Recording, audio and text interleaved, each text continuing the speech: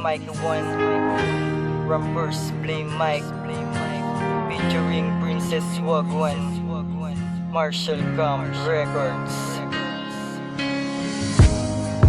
Hawakan mo ang aking kamay nang walang hanggan, habang yakap ko ang pangarap mo.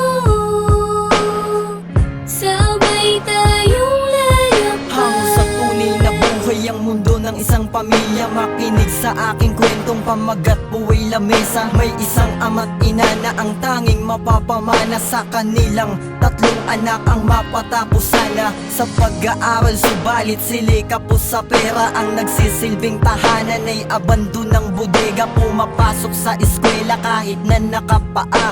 Madalas laman ng tiyan ng isang baso ng tsaa. Gawain ng kanyang ina, naglalako po ng basahan. Sa gilid ng kalye ayun ang tanging aasahan na pambili ng bigas upang isaing sa gabi. Dahan-dahan ng paglubog ng araw di mapakali. Kanyang inay sa pag-uwi, malungkot na binuksan ang pintuan nang makita ang lamesang may laman na kandila at tinapay at bakas sa isang sulat. Mahal ko po kayo, inay, lagi kayong mag-ingat. Hawakan mo ang aking kamay nang walang hanggan, habang yakap ko ang pangarap mo. Sabay tayong layakap. Dahan-dahan ng paglubog ng araw nung kinabukasan. Gumising kanyang ina, gulat nang wala sa higaan ng kanyang bunsong anak.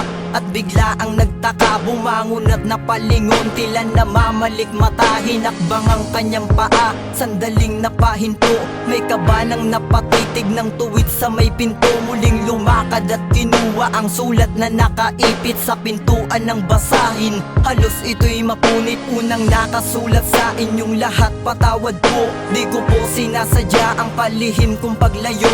Ako po ay inampon ng matandang iniligtas.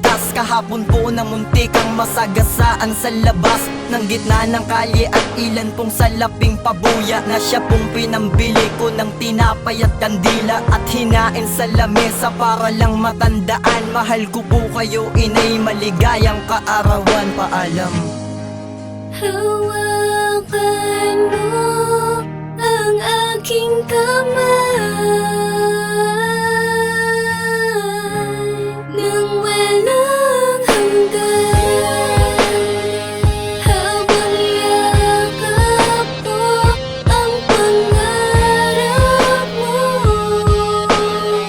Sabay tayong layakap. 2 taon na ang lumipas ay di pa umuuwi ang bunsong anak, hanggang dumating ang isang sandali na labis na ikinagulat. Nang hindi inasahan, may babae na umiiyak sa labas ng pintuan. Kumatok at binuksan ng kanyang ina at sabi ay guni-guni lang daw kanina, ngunit nang sinalaysay ng matanda na nag-ampon. Alam kong di nyo nabalitaan, kagabi po ng alas 8 totoo pong nasagasaan. Inyong anak ang naganap, hindi ko ginusto. Tinulak ng inay ang nag-ampon, sabay sambit bawiin mo. Ang iyong salita ay di totoo, subalit nang napayo ko, napaniwala ng makitang puro bahid ng dugo. Ang huling damit ng kanyang anak, walang nagawa kundi sumigaw, habang ang kanyang asawa'y nasa upuan at hindi na makagalaw. Ang magkapatid ay magkayakap pagkat di nila matanggap napatay na ang bunsong kapatid at di na muling makakaharap sa lamesa. Hawakan